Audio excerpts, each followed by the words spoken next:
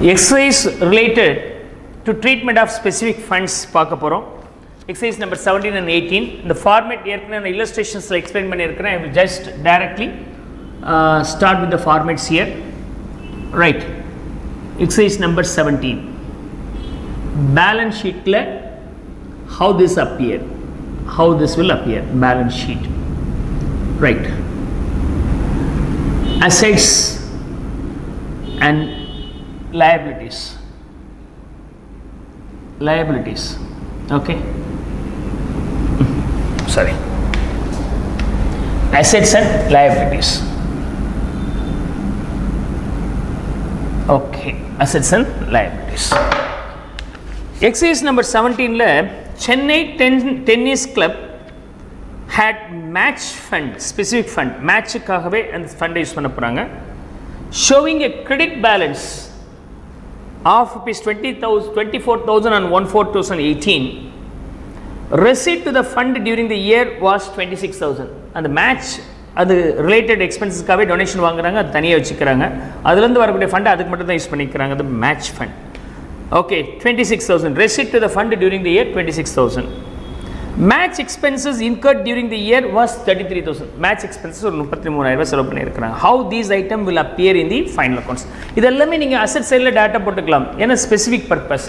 அப்படின்னா liability சைடில் நான் போட்டுக்கிறேன் match fund because I am liable to the person who has given the donation.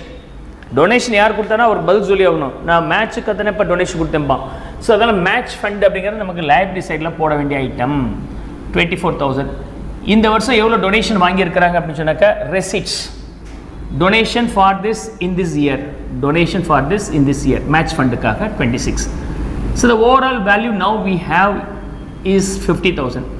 இந்த 50,000லேருந்து நம்ம மேட்சுக்காக எவ்வளோ செலவு பண்ணுறோம்னா 33,000 செலவு பண்ணுறோம். So minus expenses for that particular matches, match எக்ஸ்பென்சஸ்னு போட்டுக்கலாம். So this is for match expenses.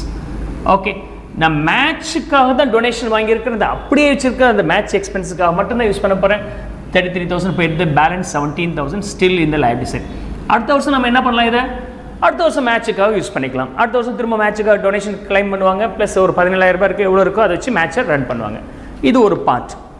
Endowment ஸ்கீம்னா ஃபண்டை இன்வெஸ்ட் பண்ணி வச்சுட்டு அதுலேருந்து வர ரெவன்யூவை மட்டும் யூஸ் பண்ணோம்னா அது பேர் என்டோமெண்ட் ஸ்கீம். அந்த இல்லஸ்ட்ரேஷன் வந்து exercise number 18. Will see that one now. So in exercise number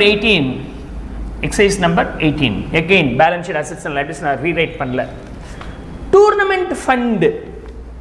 So we have tournament fund on 1st April 2018 90,000 rupees year beginning the tournament fund investment on the same date 1st April 2018 90.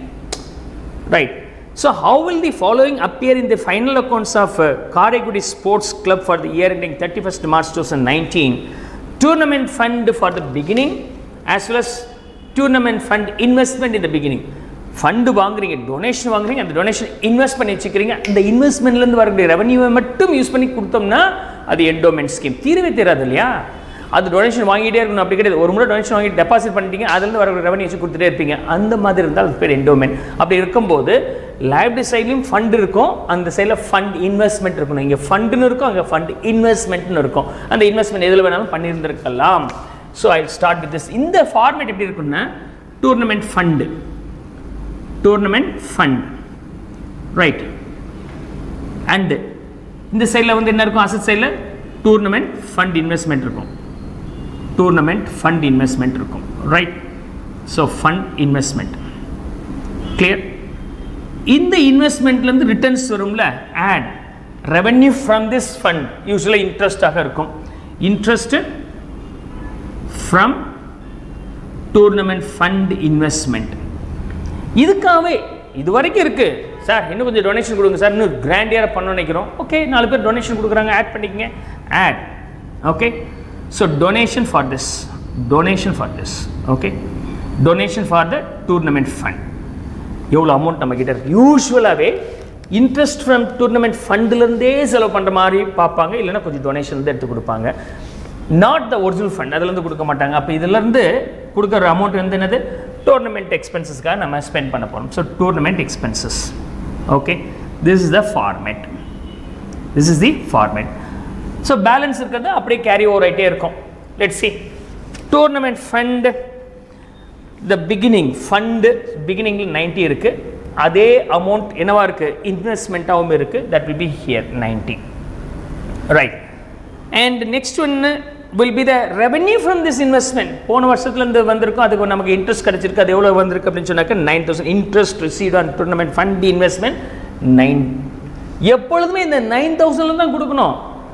சில சமயம் இந்த 9 நீங்கள் income statement revenue சைடில் போட்டு price கொடுக்குறத debit சைடில் போட்டுக்கலாம், அதுவும் allowed. But we go with your plus two book, அதில் வந்து இப்படி தான் ஹேண்டில் பண்ணியிருக்கேன், நான் இதே நான் ஃபாலோ பண்ணிக்கிறேன்.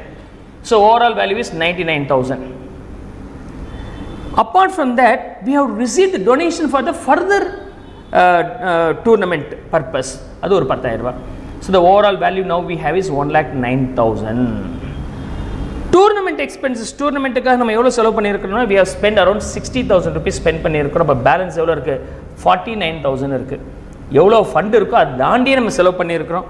ஸோ அசட் சைடில் we have 49,000 and assets liability side we have 49,000 as a tournament fund in the year end, and we have the same investment but the value will be almost 90,000 rupees available here. I hope so you could understand. Come on, copy this.